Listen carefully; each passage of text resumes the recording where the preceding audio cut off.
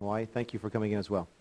Thank you very much, Mr. Chairman. And I appreciate the opportunity to testify on behalf of several programs that are not only very critical to Hawaii, but also you will find by when I mention them are very timely and have great significance to not only Hawaii, but all of the Pacific Rim. First of all, I'd like to ask this committee's consideration on the Pacific Tsunami Warning Center. As you know, the H.R. 1 was cutting about 21% from the NOAA budget. By doing that, of course, the National Weather Service would be cut, and in addition to that, the Pacific Tsunami Warning Center. I need not tell you about the impact of what happened with the tsunami, earthquake, and the devastation that happened to Japan. What prevented Hawaii's loss of lives was the fact that the Pacific Tsunami Warning Center was really on the mark on all of its projections, telling us exactly when the waves would hit, the height of those waves, and where we would be in danger. Doesn't mean we didn't suffer damage. We have at least $30 million suffered on the Big Island alone. But we were fortunate in that there were no loss of lives. It is also critical not only for Hawaii, but it's critical for the whole Pacific area.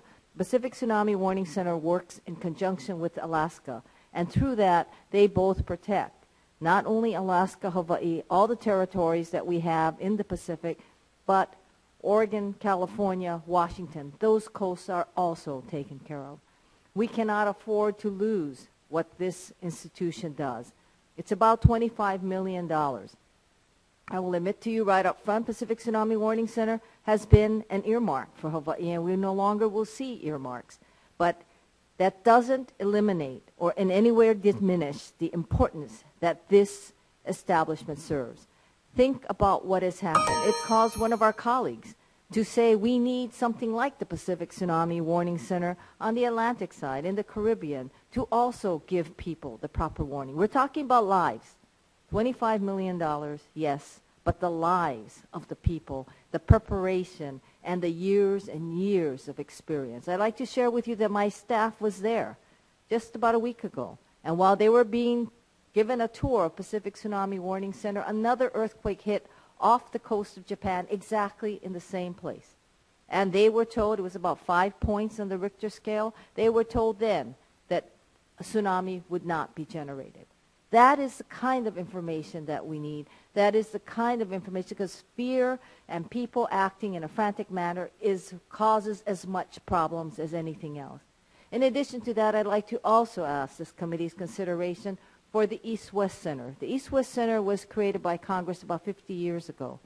The East-West Center has been cut, and yes, I will also say that in President Obama's budget, it is cut to $10 billion. It's a $21 million necessity. It has traditionally always been plussed up. What this means for the Pacific area is really the future of economic development. It shows us that in the time when Japan, a major ally of ours, is going through great changes, it also provides the institution that brings the Pacific nations together, like China, like Korea, and it gives everyone the opportunity to meet in an academic as well now with APEC in an economic setting. This is very critical, and we ask that this committee also look at that and realize that it is very significant, especially with the devastation that we must now rebuild in the Pacific. I've also pointed out 2 other programs. One is the Native Hawaiian Housing Block Grant Program. That has been cut to 0. We are going to be today there's been a bill introduced to make things right with the Native Hawaiians, the last of the indigenous people that we must make right. And in light of that bill, I ask that this also be restored, because we know that part of our commitment when the Native Hawaiians were given by way of the Hawaiian Homes Commission Act by Congress in 1920, it was the necessity of homes. And finally, last but not least, is the rail project.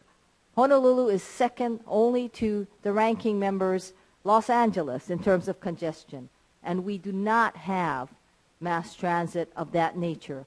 This project needs to continue. It also reduces our dependence on fossil fuel. We are the most fossil fuel dependent state in the nation because we're in the middle of the Pacific. Please assist us in getting free of fossil fuel dependence. Thank you very much, Mr. Chairman. Thank you, Ranking Member. Thank you, Ms. Ambrose. Ms. Moss?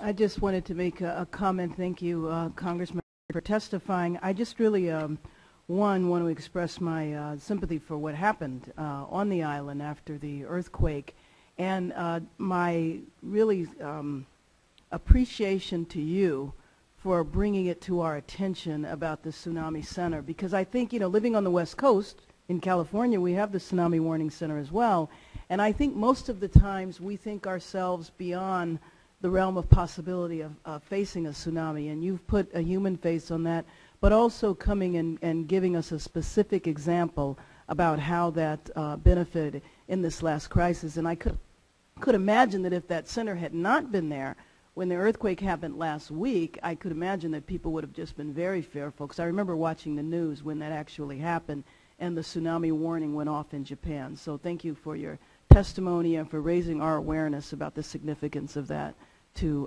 Hawaii. Thank you, but I'd also like to add that the Pacific Tsunami Warning Center does serve the Pacific. Yes, it's in my district, it's in Hawaii, but it does service the whole Pacific, and everyone looks to them for any information. CNN was telling the rest of the nation what's going on by reports by the Pacific Tsunami Warning Center. Exactly. Thank you. Thank you very much. Thank you again. We're going to take a brief